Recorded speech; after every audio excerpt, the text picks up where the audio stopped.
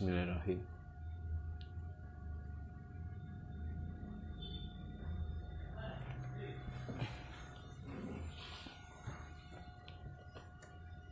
Bismillahirrahmanirrahim. Assalamualaikum warahmatullahi wabarakatuh. Teman-teman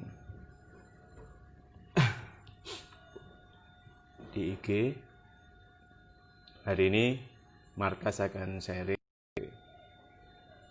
sahabat saya Mas Ali Mahfud. Beliau ini pengusaha mie. Ini namanya nama brandnya Mie Judes. Beliau adalah salah satu panutan saya juga. Dia karakternya kalem, attitude-nya bagus, dan salah satu yang saya tiru diri beliau adalah ketenangan beliau dalam bisnis. Kita nunggu Mas Ali untuk online. Judulnya lokasi bagus, bisnis mulus. Nah, beliau ini ahli dalam menentukan lokasi. Dan saya lihat memang tempat jualan beliau lokasinya bagus-bagus, dan nanti kita belajar bagaimana negosiasinya, bagaimana nyari tempatnya seperti apa ya. Saya juga belajar ini bawa pulpen sama bawa buku ya. Untuk teman-teman nanti siapkan pertanyaan, kita belajar bareng ya, sambil nunggu Mas Ali. Kalau ada pertanyaan teman-teman silakan. Mas Adi, kapan main ke sini Mas Adi? Waalaikumsalam warahmatullahi. Kapan main ke sini Mas Adi Prasetyo? Ini salah satu jagoan branding juga di Sidoarjo. Bantu UKM juga.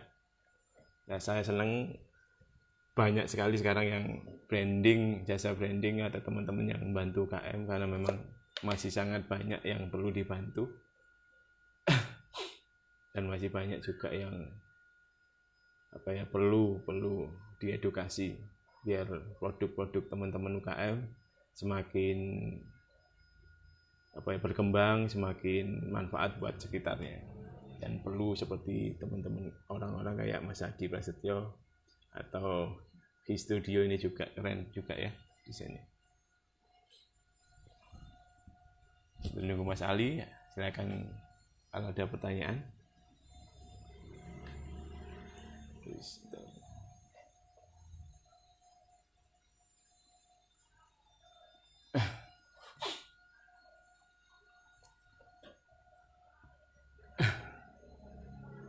Oke. Semoga bisa rutin juga ini program live-nya, nanti ada lagi juga. Banyak teman-teman juga yang mau saya ajak sharing. Nanti insya Allah Mas Baim jualan hijab anak juga minggu depan.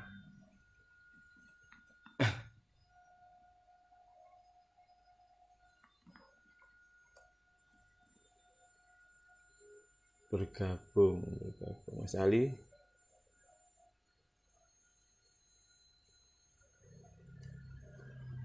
Hakim, gimana kabarnya Kim? Assalamualaikum.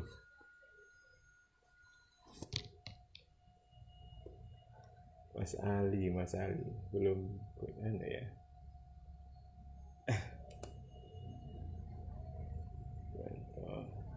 Oke. Bentar.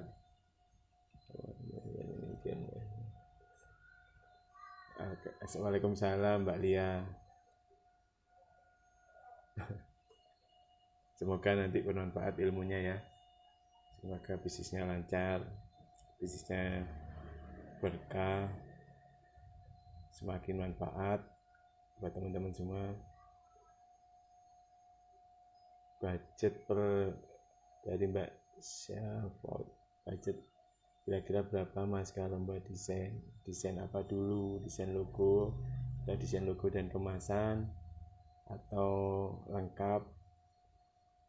Nanti bisa dicek di WA bisa, atau kita Mbak DM aja dulu, nanti saya kasih WA adminnya, nanti bisa dikonfirmasi sama admin besok ya. Sebentar saya.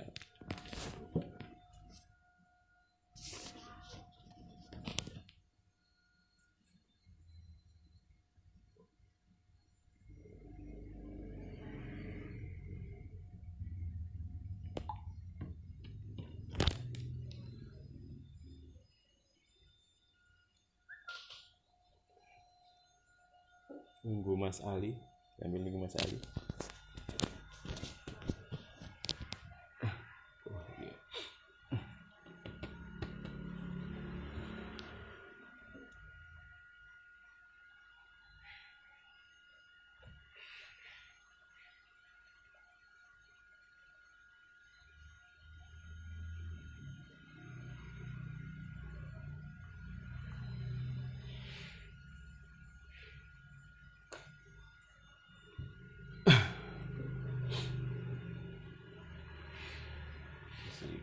Mas Riko, gimana kabarnya Mas Riko?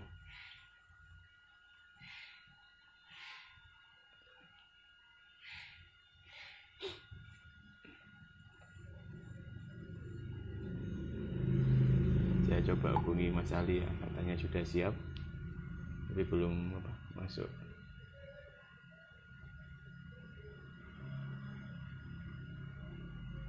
Halo Mas Robi.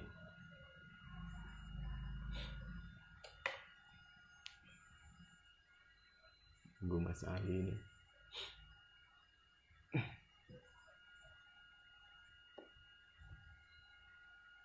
Beliau ini juga juara Santripreneur tahun 2017. Luar biasa, keren. Mas Ali ini orangnya pendiam, karakternya kalem tapi bisnisnya luar biasa. Masih muda juga.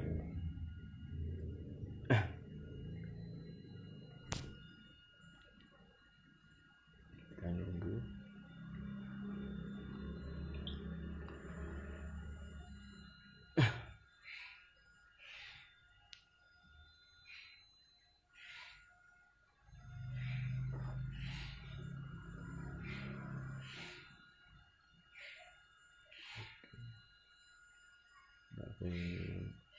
Mbak Feni, Mas Roger.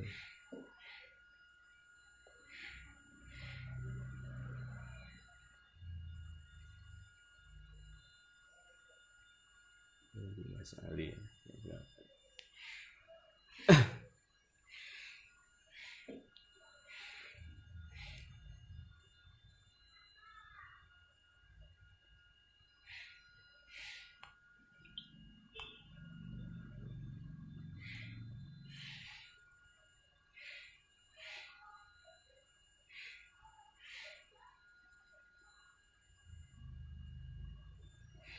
Oke. Teman-teman sambil nunggu ada pertanyaan, mungkin saya bisa sharing.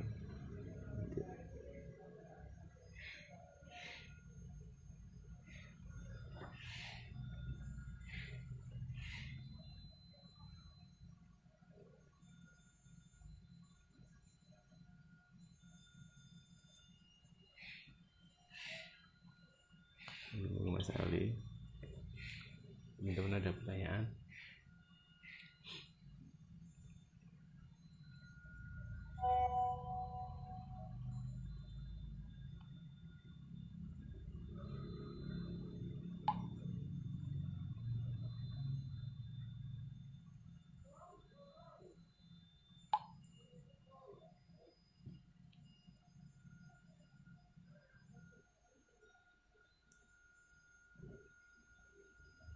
Oke, Mas Ali. Oke, sudah datang, alhamdulillah Mas Ali ya. Bismillahirrahmanirrahim. Oke, alhamdulillah. Assalamualaikum. Dengar Mas? Halo, kok kecil ya? Assalamualaikum. Waalaikumsalam warahmatullahi wabarakatuh. Oke Mas, dengar Mas. Udah lama nggak ketemu. Berapa tahun ini? Tahun ya? Masa sampai setahun, Mas? Iya, setahun.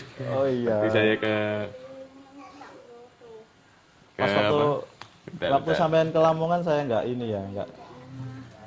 Ini berapaan? Nggak apa-apa. Maaf. Ya Pak ya Mas? Terakhir sampean ke Lamongan ya, Mas? Iya. Ke Iya, Lamongan waktu iya, itu. itu saya yang nggak bisa ini. Oke, hari ini kita mau sharing Mas. Saya ini pengagum sampean loh, karakternya sampean ini kalem, tenang, Wih, tapi menghanyutkan. Menghanyutkan. Bisnisnya apa ya? nggak kebalik ya. Bisnisnya banyak juga dan juga apa ya, luar biasa juga. Jualan mie meskipun banyak kompetitor sekarang, mie Judes tetap bertahan luar biasa.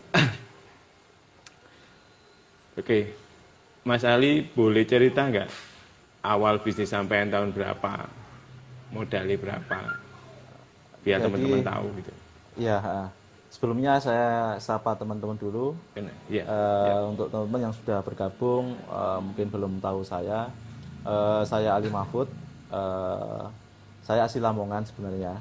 Jadi tahun 2012 atau 2013 ya, itu saya ke Tuban, hijrah ke Tuban karena waktu itu kerja di salah satu bank swasta di Tuban, Mas. Jadi 1 tahun bekerja. Oh, kerja di bank, pernah kerja di bank ya? Pernah kerja di bank. Ya, terus. 1 tahun, terus kemudian tepatnya pada bulan Desember tanggal 31 malam tahun baru itu saya grand opening, dulu namanya Mijupe, Mas. Mijupe, oke. Kenapa Mijupe? Karena dulu ini apa, ya yang kita kepanjangannya itu kan juara pedes juga, Jupe. Oh iya. Terus kita terkendala nggak bisa ini mendaftarkan merek, akhirnya kita ganti dengan nama Mijudes seperti itu. Jadi tahun 2013, Mas, malam tahun baru 2014 mulai di launching minyak itu. Itu sudah resign atau sudah sambil buka bisnis? Oh maaf. Itu. Pas waktu ini, Mas, renov dan sebagainya saya masih kerja. Terus pas sudah jalan, terus kemudian resign itu. Itu dulu modal berapa ya, Mas ya? Nggak sampai 20 juta kok. Karena di food court, Mas. Awalnya di food pertama court. kali di food court. Pertama kali di food court. Itu pun juga. Kenapa ya, kok lokasinya di food court? Kan ini judulnya lokasi bagus, bisnis mulus ya. Lokasinya di food court pertama kali tahun gimana? 2013 itu kan ya mungkin forum-forum dan komunitas-komunitas bisnis masih sangat minim sekali, Mas. Sangat jarang sekali. Nggak ada bahkan. Iya, bahkan nggak ada. Dulu saya pertama kali itu ikut acaranya Mas Jaya pas waktu Kopdar Yuk Bisnis di Malang itu kalau nggak salah ya. Itu tahun 2013. Tahun berapa? Tahun 2013. Jadi lokasi ya memang dulu awalnya ya ini, Mas, apa ya kebetulan karena murah, ya itu akhirnya yang dipakai kan gitu. Ya, dipakai. Seberapa penting ya Mas lokasi itu? Untuk sekarang ya kan zamannya sudah online, zamannya sudah apa ya? Sudah digital lah. Bedanya dulu sama sekarang itu apa sih, Mas? Untuk lokasi penjualan. Jadi lokasi ini menurut saya selain sebagai saluran distribusi, maksudnya mendistribusikan barang kita, itu juga ini, Mas, saluran promosi. Jadi kalau tempat kita itu bagus, terus apalagi di pinggir jalan yang trafficnya banyak, kan secara otomatis ya itu promosi gratis kan gitu, Mas. Oh, iya. Jadi seberapa penting orang lihat gampang, lebih banyak ya. Orang lihat.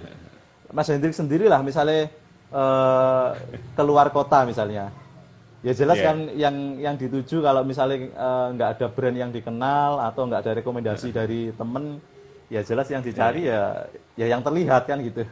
Oke. Oke, itu untuk dulu. Sekarang Ya. gimana Mas? Sama nggak? Sekarang Eh, sama nggak? Walaupun ada yang Kan mengatakan online bahwasanya lebih. sekarang kan ada media Iya. sosial ya yang lebih Iya. mudah untuk kemudian memperkenalkan tempat kita. Akan tetapi eh, ya akhirnya yang menjadi catatan adalah seberapa besar usaha kita untuk memperkenalkan ini lewat media sosial itu. Kalau memang nggak ada yang khusus megang itu, saya kira kok ke lokasi itu tetap inilah. Ya, benar, benar banget. Karena kalau kita lemah di lokasi, berarti kuatkan di media sosial gitu, Mas. Nah, iya, seperti itu. Kalau lokasinya bagus, media sosialnya bagus, tambah sip berarti. Tambah sip kan gitu. Ya. Benar benar. Mas. Oke, oke. Oke. Eh, Tips untuk nyari lokasi gimana sih, Mas Ali? Untuk sekarang, tips. Untuk Tips yang sama untuk, dulu, sorry. Untuk yang dulu. Nyari lokasi yang bagus itu. Dulu. jadi gini Mas, lokasi itu kan yang pertama kita harus tahu target market kita dulu. Itu yang pertama. Di yang pertama, jadi ini ya, saya coba menjelaskan ini dengan ini saja apa yang sudah saya dapat dari Mas Jaya karena Benar. saya itu banyak sekali apa ya belajar kepada beliau. Kalau beliau itu menamakan ada yang namanya hukum semut kan gitu.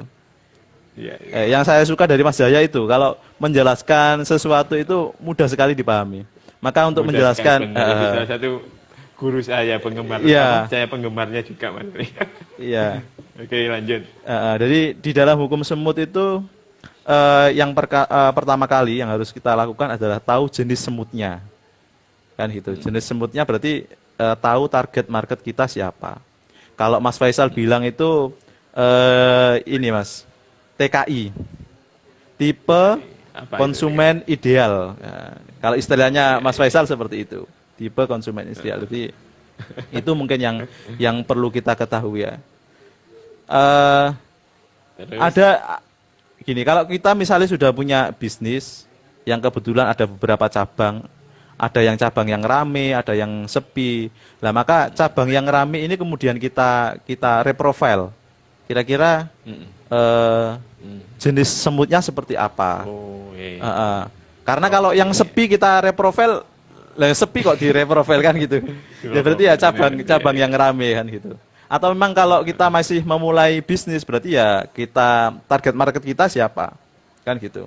Jadi itu yang harus kita clearkan dulu karena kalau kita belum clear di sana, maka kita akan salah pada tahapan selanjutnya kan gitu. Jadi yang pertama kita tentukan jenis semutnya, target market atau kalau istilahnya Mas Faisal tipe TKI. Jadi itu ya.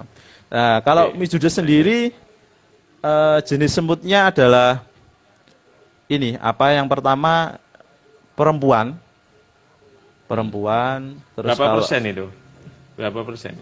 80% Mas yang datang ke Mijudes itu perempuan kalau umurnya mulai dari 17 sampai 25. Terus jenis semutnya ini pelajar jadi anak-anak SMA dan mahasiswa. SMA pun itu kalau kita spesifikkan lagi SMA negeri Mas. Jadi kalau SMA swasta itu hampir jarang yang ke Mijudes. Terus Kok bisa sampai detail gitu, Mas?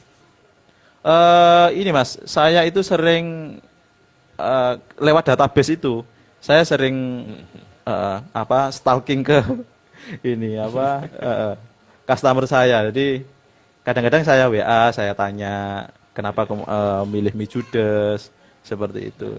Jadi bahkan buat kuesioner itu saya lakukan. Jadi untuk mengetahui siapa sih sebenarnya target marketnya Mijudes itu. Siap. Jadi itu yang tahap pertama Mas. Jadi kita harus tahu jenis semut kita. Oke. Terus yang kedua tempat tinggal semut. Jadi setelah tahu jenis semut kita itu harus tahu tempat tinggal semut. Tempat tinggal semut ini bukan kok rumah saja Mas. Jadi yang dinamakan tempat tinggal semut ini di mana semut menghabiskan banyak waktunya. Jadi kalau target marketnya Mi Judes ini pelajar, ya Belajar. dia menghabiskan waktunya ya di sekolahan, yang mahasiswa ya di kampus.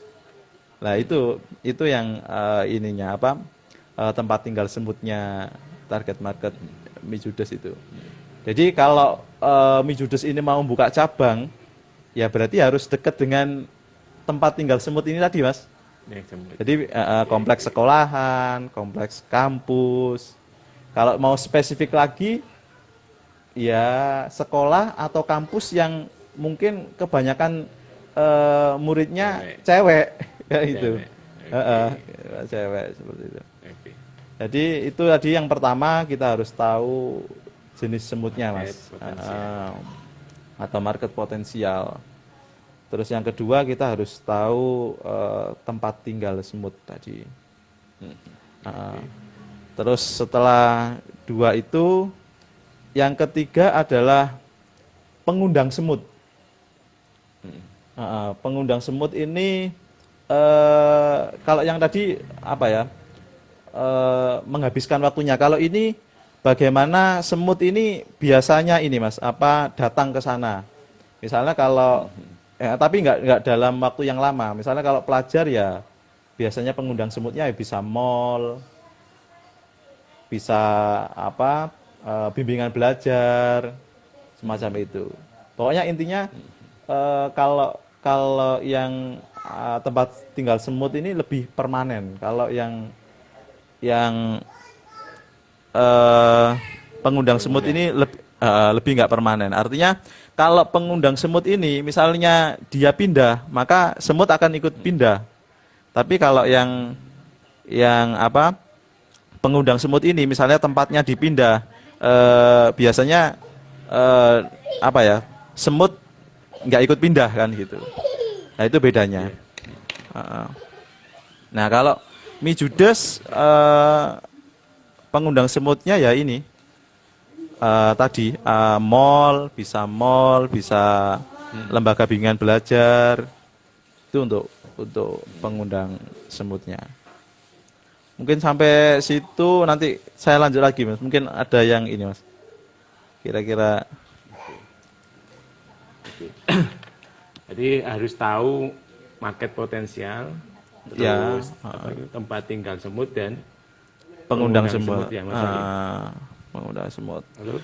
Mungkin ini, Mas, saya kembali ke ini. Mungkin ada pertanyaan, Mas, terus untuk menentukan jenis semutnya kira-kira apa yang saya harus lakukan? Nah, mungkin itu dengan ini, Mas, dengan bisa menggali pertanyaan kepada target market tadi. Mungkin bisa ditanyakan dengan ngasih jawaban dari pertanyaan siapa ya kebanyakan yang datang ke bisnis kita. Untuk apa mengetahui target market tadi. Terus mungkin bisa juga ditanyakan di mana mereka berasal, sekolahnya di mana, kampusnya di mana, seperti itu. Terus mungkin juga Itu bisa lewat apa? Kuesioner apa lewat WA tadi? bisa lewat kuesioner atau bisa langsung. Kalau saya biasanya ini, Mas, langsung nunggui di outlet.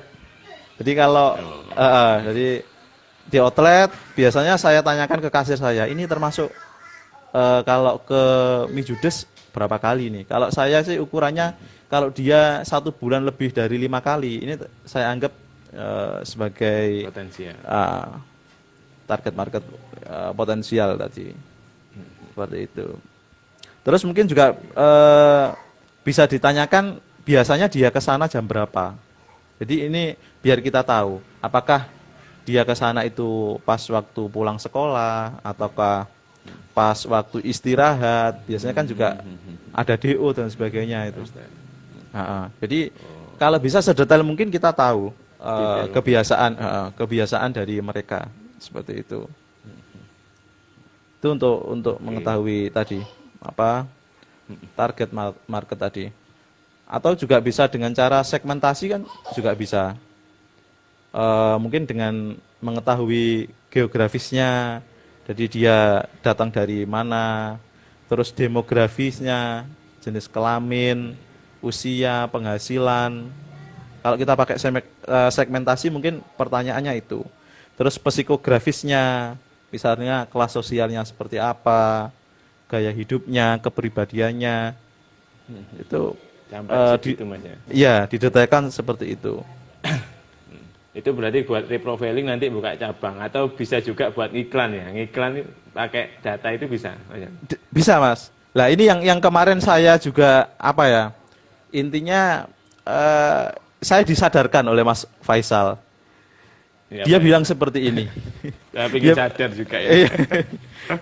Mas Faisal bilang gini, kebanyakan yang menjadi apa kelemahannya pengusaha itu selalu mencari pembeli baru.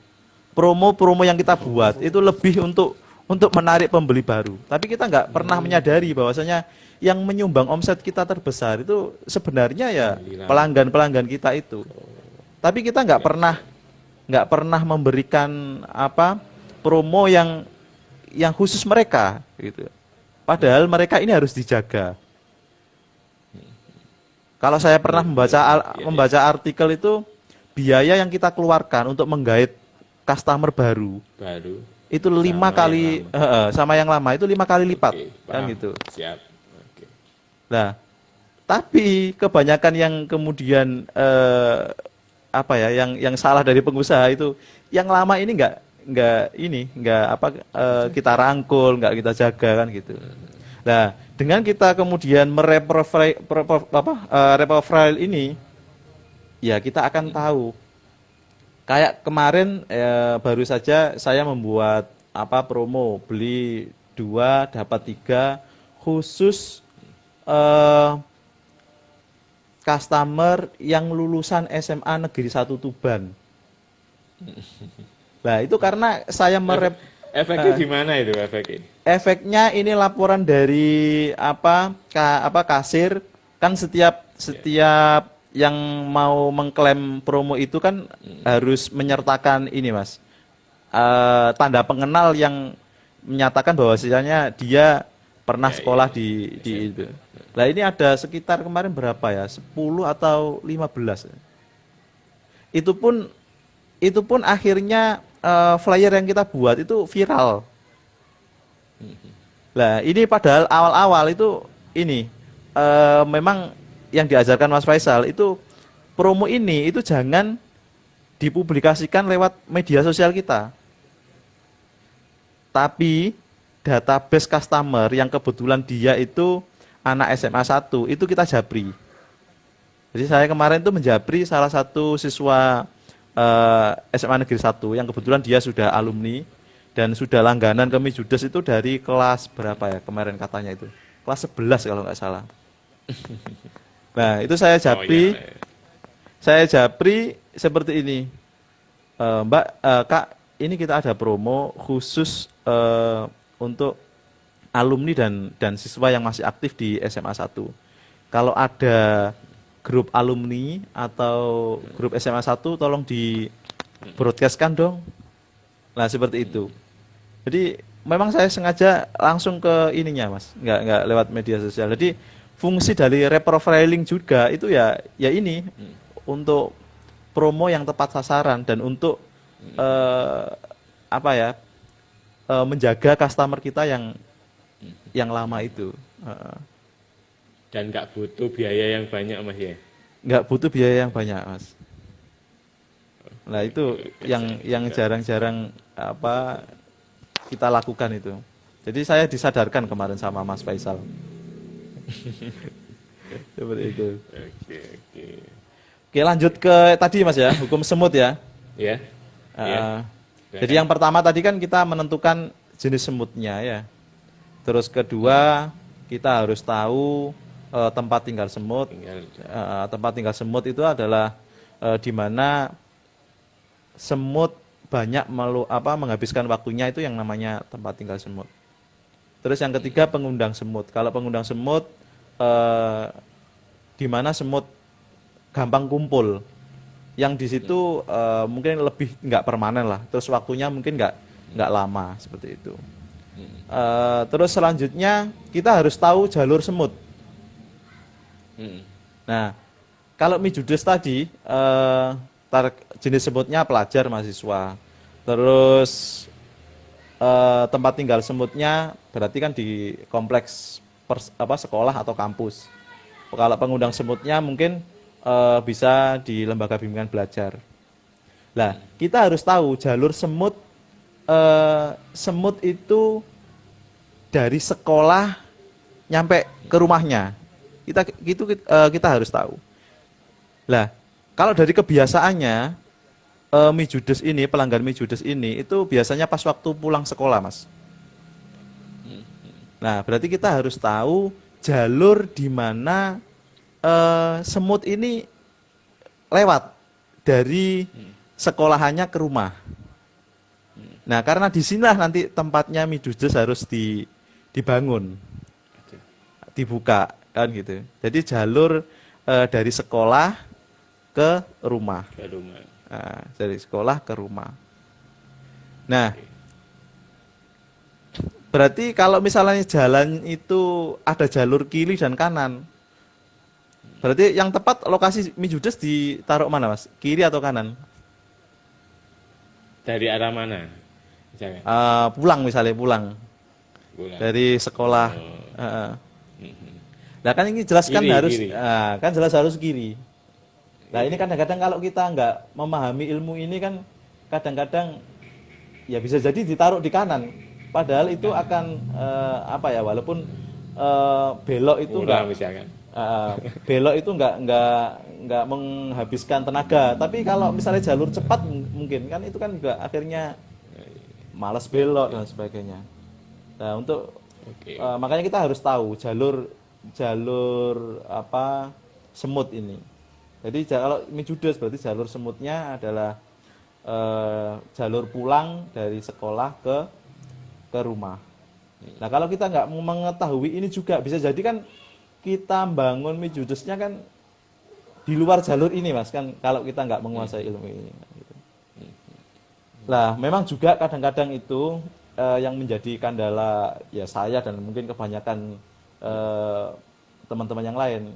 Kita sebenarnya tahu tempat yang ideal itu di mana, tapi kembali lagi ke finansial kadang-kadang. Misalnya mahal, terus kemudian nyari nggak dapet, itu kan juga kadang-kadang yang menjadi kendala kan di situ, Mas. Jadi itu ya kita harus tahu jalur semut kita. Kalau jalur semutnya Mijudes berarti kan jalur semut dari sekolah ke tempat tinggal kan gitu. Makanya tempat strategis itu bukan kok kemudian misalnya di pojokan, di jalur yang rame. Di jalur rame pun kalau yang lewat itu bukan target market kita kan ya nggak akan mampir kan, Mas. Kan percuma. Maka identifikasi yang awal kita harus tahu target market kita dulu kan seperti itu. Nah, maka itu yang harus di-clearkan dulu. Kalau saya mau berpesan ke teman-teman itu yang harus di-clearkan mengenai target market tadi. Itu setelah kita tahu jalur semutnya, yang kelima atau yang terakhir ya harus terlihat semut kan gitu. Misalnya walaupun di pinggir jalan menarik perhatian. Misalnya walaupun di pinggir jalan, tapi kalau misalnya apalagi jalur cepat, terus nggak ada kemudian hal yang menarik yang harus dilihat, kan ya orang kadang-kadang nggak nengok kan gitu. Ya Mijudes sendiri sudah di pinggir jalan, tapi Mas Hendrik sendiri kan juga pernah pernah kelewatan kebablasan. Ya karena memang ya berarti keterlihatannya masih kurang kan gitu. Jadi yang terakhir itu tadi harus terlihat semut. Nah itu dengan cara seperti apa? Ya mungkin bisa saja bannernya ditaruh pinggir jalan. Ya, banner pun kalau hanya sekedar banner nggak ada hal yang wah mungkin ya yang menarik mungkin juga ya sulit kan gitu. Ya itu bisa kalau itu urusannya Mas Hendrik gitu biar tampilannya menarik.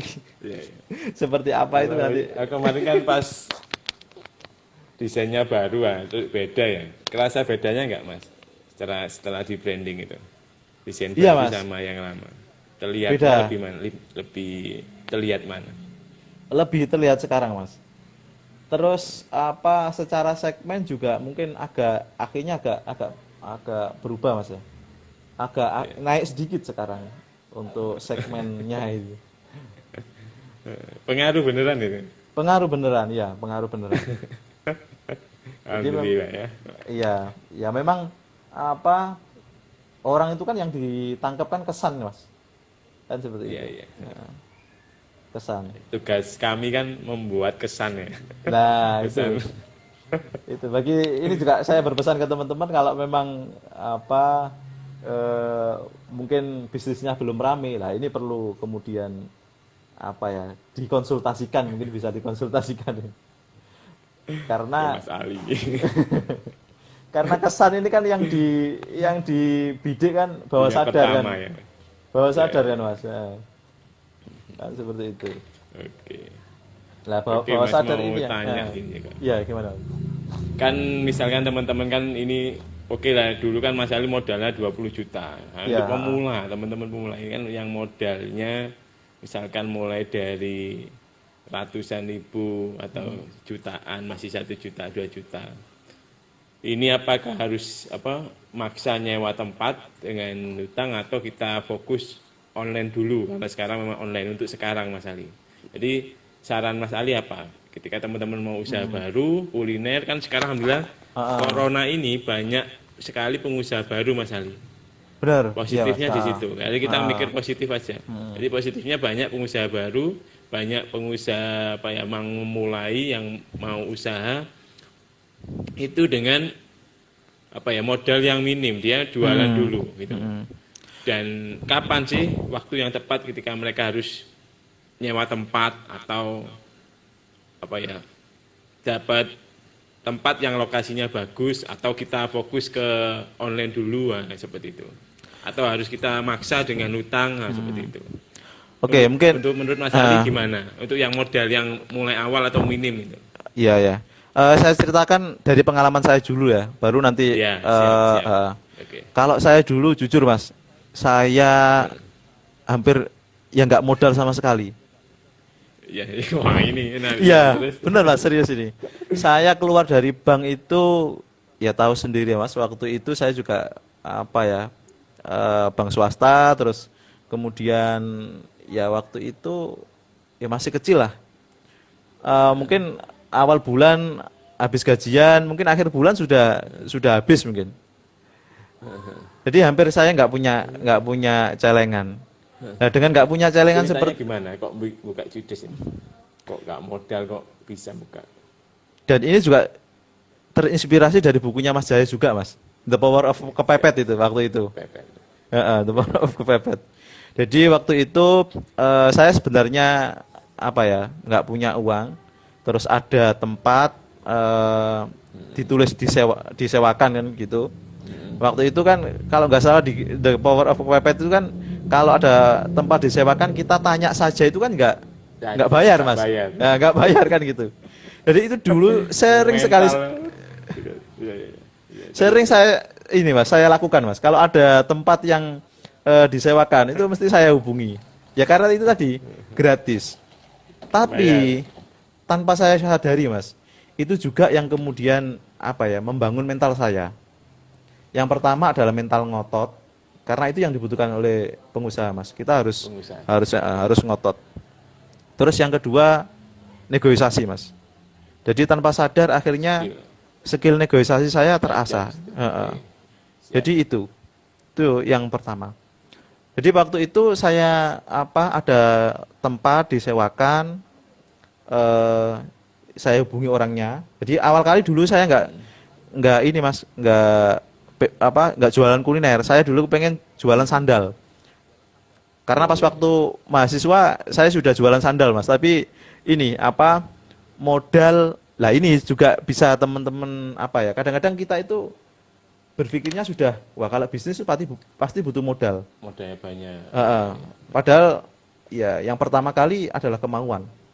Waktu itu ada temen yang punya bisnis sandal, jadi saya ambil mas sandalnya, maksudnya saya ngambil ngambil di teman saya itu, saya bawa dulu, terus saya sandal jepit mas yang saya jual. Jadi saya menawarkan ke toko-toko kelontong mas, seperti itu. Itu Saya ceritanya. iya mas, itu waktu saya semester berapa ya, semester 5. Saya masih ingat, bahkan orang tua saya juga bilang seperti ini, wis tas Jong nggak usah ngono-ngonoan kan gitu. Tapi bagi saya nggak usah dodol-dodolan. Tapi niat saya, ya saya ingin membangun mental saya kan seperti itu. Makanya tetap saya lakukan. Itu pas waktu masih menjadi mahasiswa. Kembali ke tadi yang sewa tempat tadi. Setelah ada tempat yang disewakan tadi mas, langsung saya hubungi, saya langsung ketemu ke orangnya. Orangnya bilang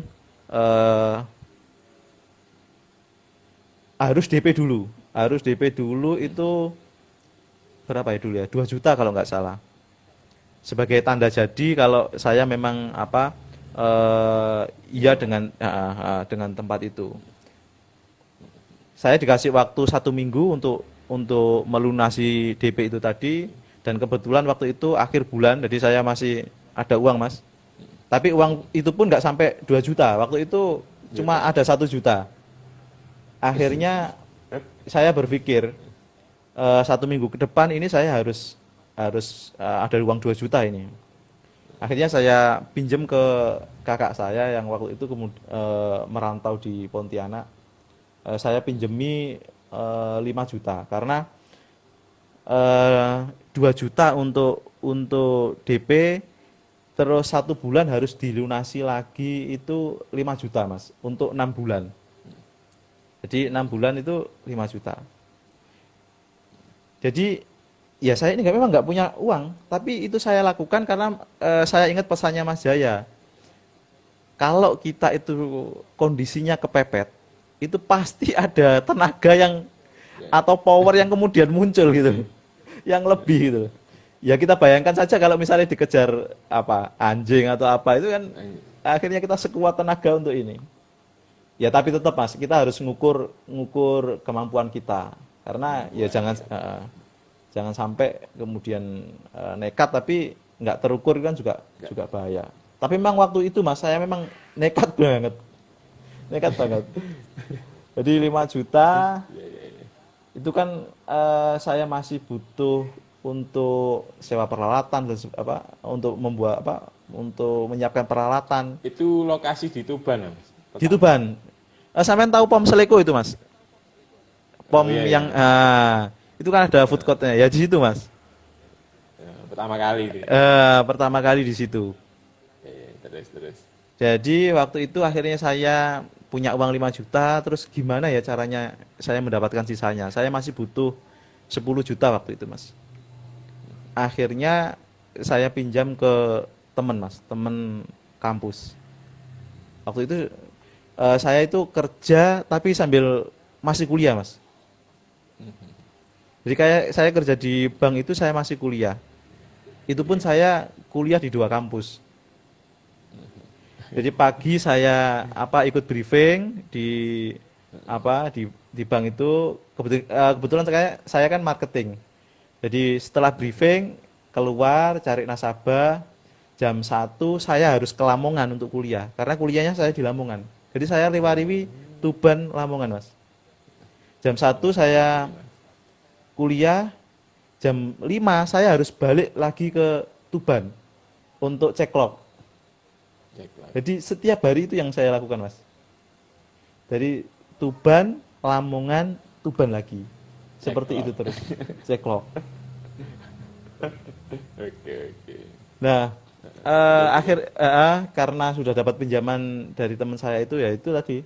Akhirnya terkumpullah uang 15 juta itu tadi. Jadi memang saya hanya 1 juta itu tadi modal saya.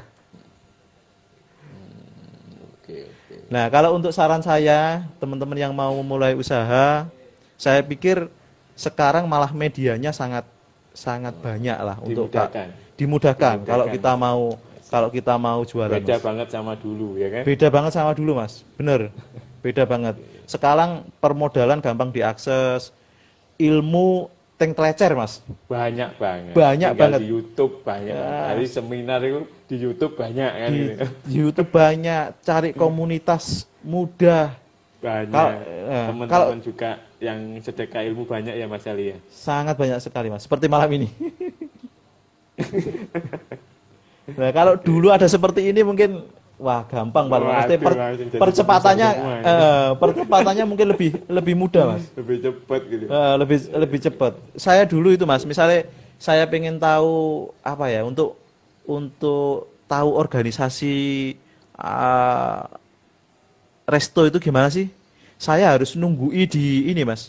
Nunggui di Quick saya dulu. Jadi saya jandon lah di Quick, terus supervisornya saya panggil, Mas. Jadi saya tanya-tanya tugasnya supervisor apa, terus strukturnya gimana. Itu saya lakuin, Mas, dulu, Mas. Oke, oke. Ya karena memang saya mau tanya ke siapa. Siapa? Oh, dulu nggak ada Iya, iya. forum-forum seperti ini, komunitas itu sulit sekali. Bener. Bener banget itu. Berarti Jadi kalau sekarang ini yang masih alasan modal, alasan lain-lain ini berarti males ya Mas Ali ya? Males, Mas, nggak ngotot. Padahal Nggak ngotot. modalnya harus ngotot, Mas. Oke. Seperti Terus itu. apa alasan belum tahu, nggak bisa, tambah males. Wah, itu, Mas. Wong sekarang di YouTube itu tinggal kita cari, ketik, sudah muncul ketik. semua. Apa aja bisa. Bener. Ya, oke. Wah, sebenarnya alhamdulillah juga bersyukur fenomena seperti ini. Dan banyak yang tersadarkan banyak yang memilih jadi pengusaha. Semoga niatnya bukan gaya-gayaan Mas Ali ya, tapi Bener. kebermanfaatan gitu. Iya. Ya jangan juga terjebak. Kalau saya juga dulu juga terjebak seperti ini, Mas. Enaknya jadi pengusaha itu bisnis jalan, ownernya jalan-jalan. Nah, Oh, iya. ini Oke, juga oke. juga harus dirubah. Ya. Jangan-jangan nanti ditinggal jalan-jalan bisnisnya sudah hilang. Ya. Jalan. Karena Bener, bener. karena pada dasarnya berbisnis itu kan ya ibarat kita menaiki tangga, Mas. Jadi ada tangga 1, ada tangga 2 kan gitu. Dua, bener, bener. Heeh. Gitu. Jangan Kita ujuk-ujuk harus, andil di sana ya, harus andil di merasakan sana, harus membangun juga. Dan menurut saya sistem. bisnis juga seperti anak sih Mas Ali ya, kayak seperti anak sendiri. Bener, kita Mas, merawat iya. Seperti apa? Kita ngerawat. Nggak hanya dititipkan orang, kita nggak tahu kemana perkembangannya seperti itu. Lah, menurut saya seperti itu. Bener. Bahkan sama customer pun ya kita harus ada ikatan emosional lah kalau sekarang karena Bener. karena ya kompetitor semakin banyak, Mas. Banyak bener. Apalagi kalau modal-modal Nah, kita bener, yang ini kompetitor semakin banyak. Iya. Nah, ini Kompetitor. gimana Mas Ali mengatasi kompetitor semakin banyak? Saya juga merasakan di snack saya. Sebenarnya bukan kompetitor sih, ya memang sudah waktunya gitu loh. Sudah waktunya ya ada banyak gitu. Dan apa ya? Dan saya merasakan juga dampaknya. Gitu. Tadi harus pinter-pinternya kita mengalihkan bisnis atau kita membuat bisnis baru atau kita apa ya? Mempertahankannya seperti itu. Karena banyak banget yang polanya kan gampang sekarang, ilmunya ada, polanya juga hampir sama semua, tinggal orangnya aja gimana seperti apa. Nah, Mas Ali sendiri mengatasinya gimana dengan banyaknya kompetitor ini? jadi jujur Kayak saja, Mas, bisa ini baru. Iya. Tuban juga untuk mie. Wah, kita lagi kedatangan gacoan, mie kober ini mau datang ke Tuban ya. Ada. Iya. Jadi apa yang harus saya lakukan tadi, Mas, menjalin komunikasi dengan customer. Itu mungkin cara yang paling murah dan mudah, Mas. Iya, iya. Karena ya mereka kan sudah besar, Mas. Servis termasuk servis ya. Ya, termasuk Ya, servis. masuk di servis ya. Heeh. Karena mereka sudah besar. Kalau misalnya kita menganggap misalnya poin apa penggerak pembeli itu misalnya ke sana karena tempat misalnya. Nah, kita kalau misalnya modalnya cekak, terus kita mau mengikuti yang Ya, besar-besar itu tadi kan ya gimana, Mas? Kita harus sadar diri bahwasanya modal kita juga nggak sebesar mereka. Maka apa yang bisa kita lakukan ya yang murah, yang mudah. Apa ya membangun tadi komunikasi sebenarnya walaupun ini sebenarnya juga ya nggak mudah juga sih. Mungkin lebih ke murah mungkin. Ya, ya, ya. Kan gitu. Ya sama Mas, ini saya Tapi juga bener lagi kok, Mas. gimana? Bener kok, maksudnya servis ini pengaruh banget. Saya juga punya teman juga. Dia fokus servisnya luar biasa ramah, enak. Terus akhirnya banyak yang apa ya nge-share sendiri gitu. Secara nggak langsung mereka nge-share ramah, benar-benar pelayanannya bagus, ramah seperti itu. Dan mereka akan kembali ke situ itu. Lah, terus Saya yang juga percaya kayak yang lebih penting lagi Mas, database. Nah, kebanyakan yang besar-besar itu kan mungkin ya karena pembelinya banyak dan sebagainya mungkin database nggak seberapa inilah. Mungkin dia punya tapi nggak dipergunakan untuk apa berkomunikasi dengan pelanggannya kan seperti itu.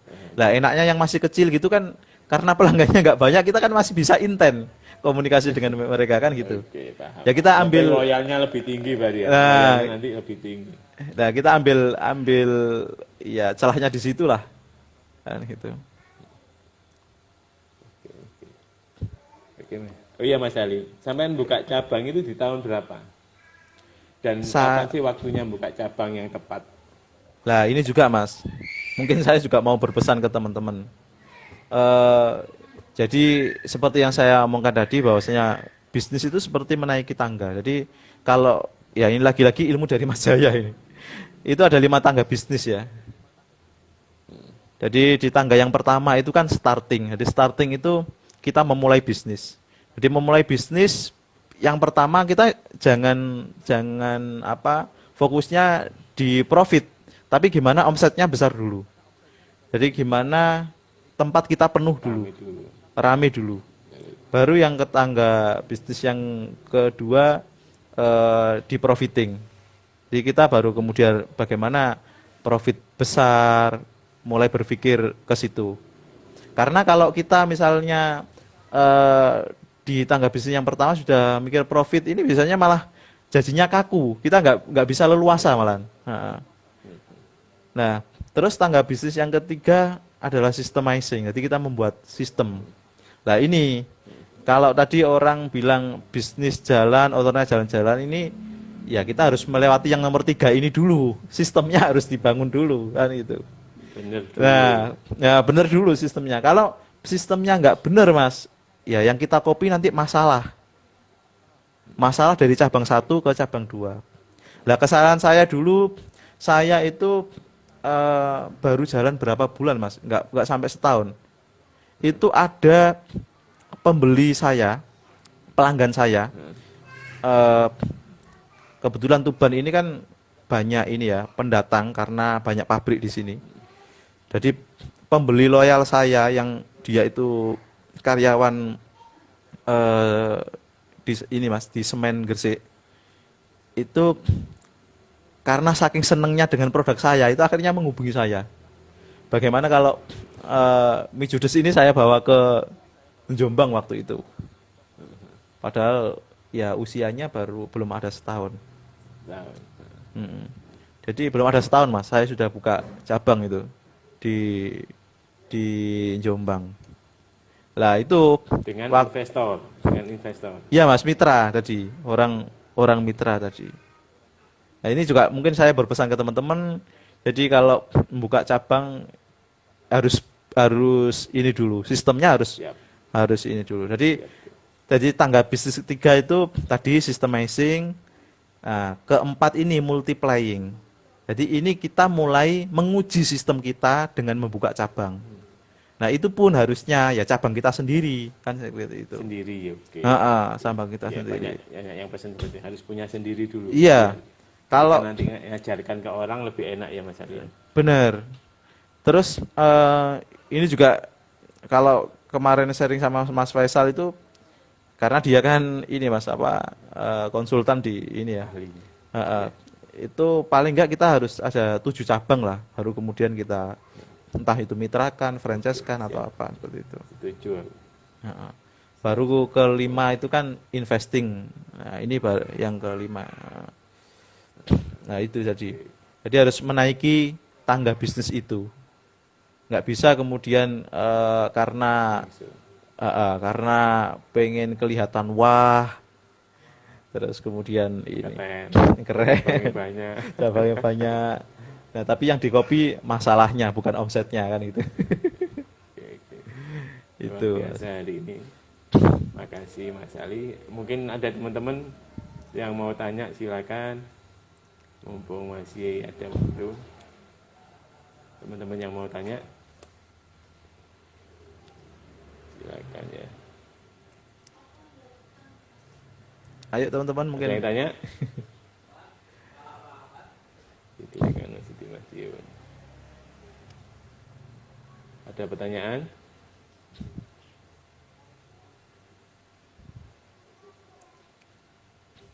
Silakan yang mau tanya. Mumpung ada Mas Ali. Mas Ali ini kuliner mie pedes ya Mas Ali ya? ya Pedes.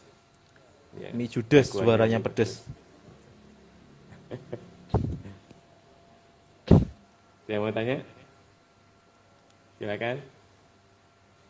Teman-teman. Malu-malu ini. Tanya aja, gratis.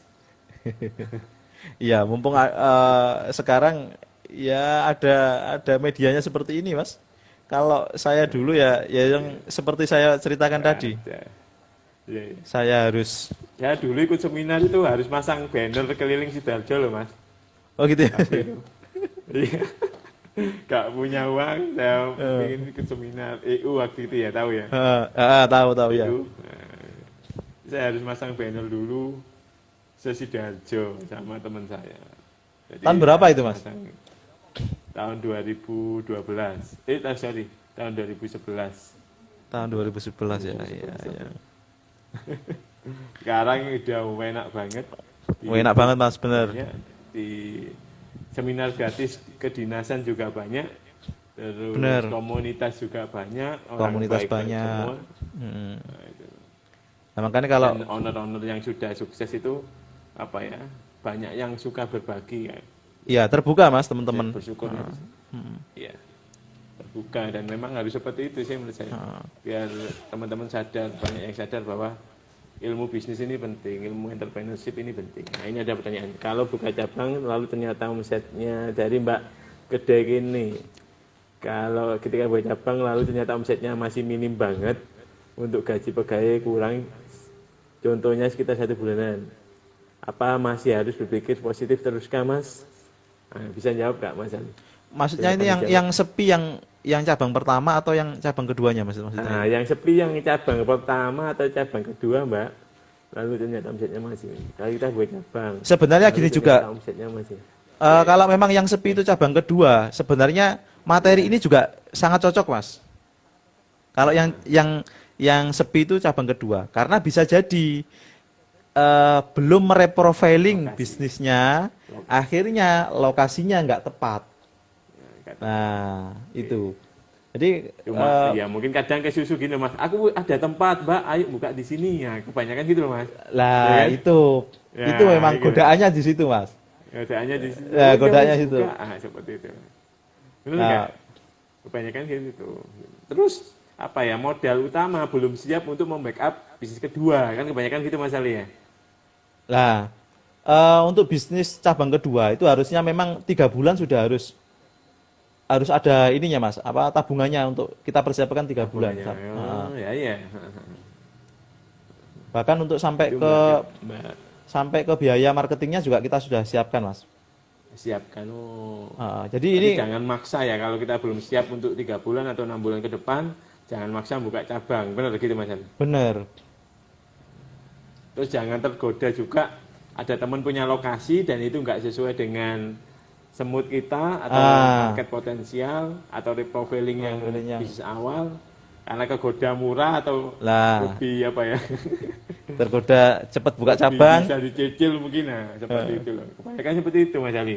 Saya juga pernah dulu yang fried chicken itu, kakak saya kegoda temennya ada lokasi Yus di sini, ternyata nggak sesuai gitu, dan malah nggak apa ya, minim banget gitu. Ternyata ketika kita buka di kayak setengah kampung, setengah kota, malah rame Mas Ali.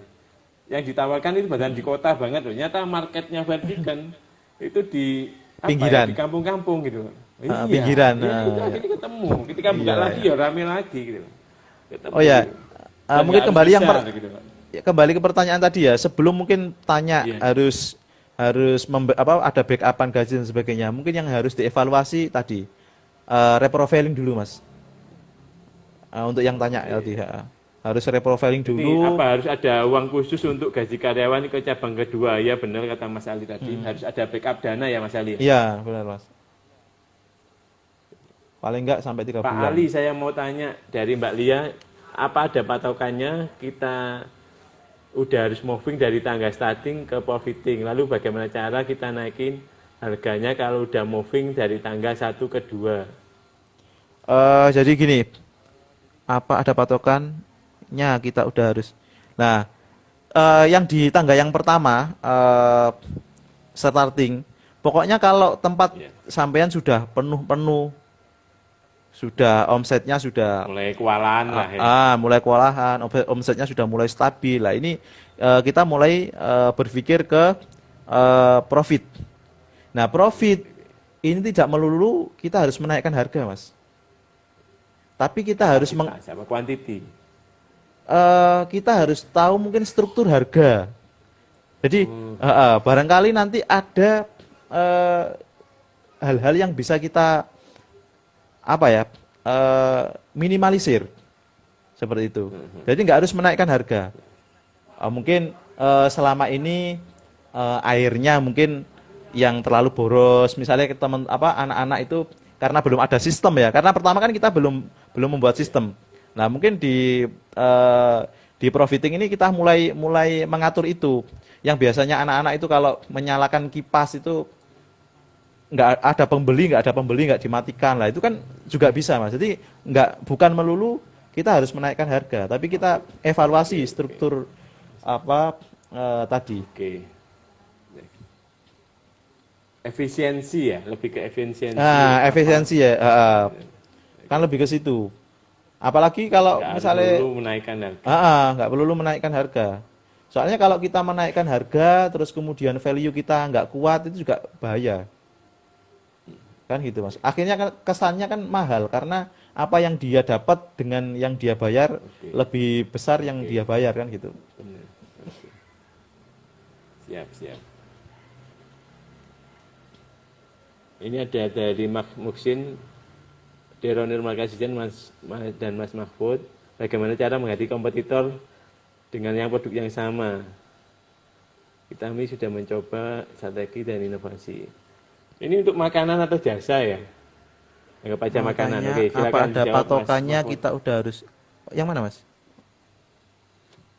Dari Mas Muksin, Oh ya, MC. bagaimana Dear cara owner. menghadapi Dan, kompetitor, Mas, dengan produk yang sama ya?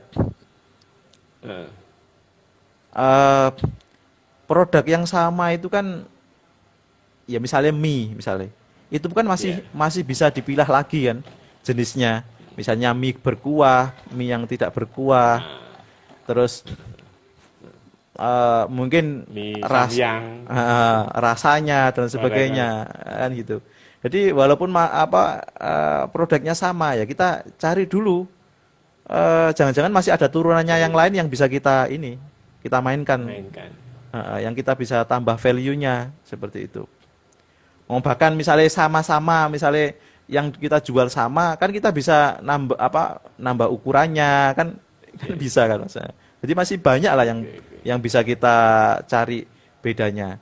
Nah, kalau mau memang keluar dari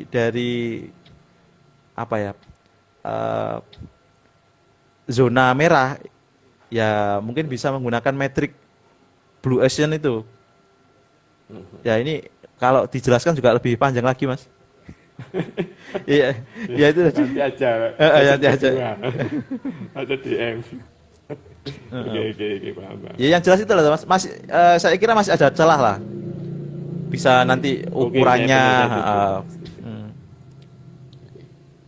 Dan kembali lagi ke kita harus punya value sendiri, punya positioning yang kuat juga ya, Mas. Benar, Mas. Biar beda sama kompetitor. Saya yakin ketika produk sama, kalau kita punya positioning yang kuat, kita juga bisa. Saya punya klien juga namanya Toki-Toki juga pentol. Tadi ketika jualan pentol, ketika nggak punya value, ya mereka kan menyamakan dengan pentol yang pinggir jalan. Jalan, Kan? ya, benar. Yang saya buat ini value-nya ada kuah lomboknya. Nah, ini yang disebut dengan Pembeda tadi. UPV, ini unik pembedanya tadi.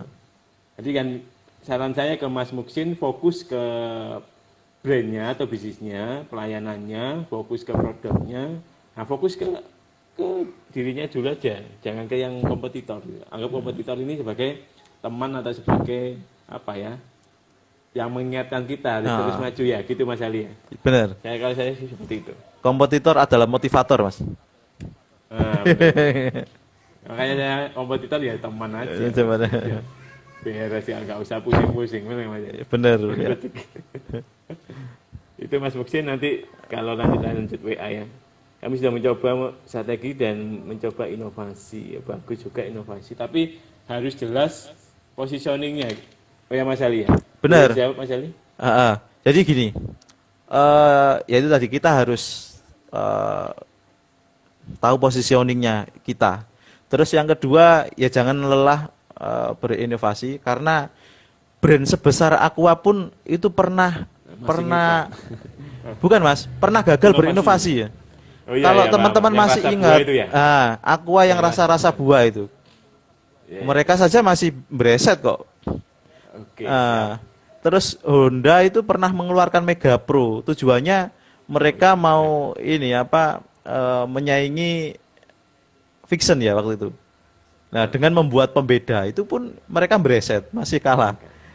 Jadi intinya ya tadi harus apa, jangan berhenti untuk ini. Oke. Dan harus fokus ke positioning, value-nya apa, kekuatannya apa. Kekuatannya apa? Jangan kemudian misalnya Jadi, jualan mie karena misalnya kepengen beda akhirnya jualan soto, ditambahi menu soto. Lah itu kan inovasi tapi inovasi yang ya yang sepositioning nggak jelas kan gitu. Oke. Ada lagi yang tanya? Kalau produk kita bagus tapi harga dan penjualan, berarti ingat marketnya harus moving ke suatu kan Pak. Find the correct people, terus semangat. Kalau produknya udah bagus tapi harga dan penjualan belum bagus, ini berarti marketnya harus moving ke yang lebih sesuai kan Pak. Find the correct people, terus semangat. Ini Mas Ali, kalau benar bagus, penjualan masih belum bagus, Yang mana ini Mas? marketnya harus moving. Yang bawah Mas Ali. Kalau produk udah bagus tapi harga dan penjualannya belum bagus, ini berarti target marketnya harus moving ke yang lebih sesuai Mas. Nah benar ya. Nah terus produk bagus ini menurut siapa dulu? Menurut kita atau menurut target market kita kan gitu. Makanya target dengan enak. Ternyata market gak seneng kan gitu. Makanya ya tadi yang saya ini tekankan, kita harus clear dulu di target market kita siapa kan gitu. Karena dan harus tes produk nggak Mas Ali? Harus tes produk. Harus Mas. Kalau di buka langsung laris itu kan produk yang ngangenin itu langkah yang kedua setelah kita menentukan market potensial. Jadi produk ngangenin harus selesai dulu. Bener. Dan itu bikin orang balik lagi ya produk itu ya kan. Benar. Yang kesan pertama diambil kemasan, desain, ya kan. Iya, benar. Balik lagi ke produk. Makanya kenapa kok kemudian kuliner yang melegenda itu walaupun pelayanannya jelek, kadang-kadang tempatnya juga jelek, tapi orang kembali ke sana ya. Karena memang produknya memang produk ngangenin. Ada story-nya, dibikin cerita kan ini. Bener. Yang di mana sampai najak itu di Welut. Oh iya, Welut Jangkar itu. Iya. Itu kan masuk lagi di gang. Bahkan mobil nggak bisa masuk Mas ya. Tapi yang ke sana orang Sidoarjo, orang jauh-jauh ya. Masih rame nggak Mas? Masih rame Mas. Tapi pandemi ini memang ya berkurang lah. Oh iya, oke. Oke, terima kasih sudah 1 jam tadi Mas Ali. Semoga Mas Ali sehat, bisnisnya lancar. Semoga Amin, amin. manfaat buat teman-teman sharingnya. Amin. Oke, pesan-pesan untuk teman-teman Mas Ali. Pesan-pesan sebelum untuk ditutup. teman-teman mungkin untuk kalau pembisnis pemula yaitu tadi modalnya pebisnis itu harus ngotot. Terus untuk teman-teman yang sudah berjalan bisnisnya selalu ini Mas upgrade keilmuannya kan gitu. Harus haus dengan ilmu. Dan ilmu pun nggak cukup kalau nggak dieksekusi. Jangan jadi pengumpul ilmu ya. Lah, jangan jadi pengumpul ilmu, benar. Mungkin itu Mas Ini juga pesannya. saya belajar ke Mas Ali juga ini. Wah, ini sampean malah guru saya ini, Mas. Matur nuwun Mas Ali waktunya. Nggih, Semoga sami-sami, sehat Mas. terus, semoga Nggih, Mas bisa Hendrik ketemu juga. lagi. Semoga Amin. bermanfaat. Ya, Semoga makin besar bisnisnya, makin manfaat. Oke, terima kasih teman-teman Markas Isen. Semoga hari ini dapat ilmu yang manfaat. Semoga nanti bisa dipraktekkan di bisnisnya. Dan semoga nanti usahanya lancar semua. amin. Kami akhiri. Assalamualaikum warahmatullahi wabarakatuh. Waalaikumsalam warahmatullahi wabarakatuh.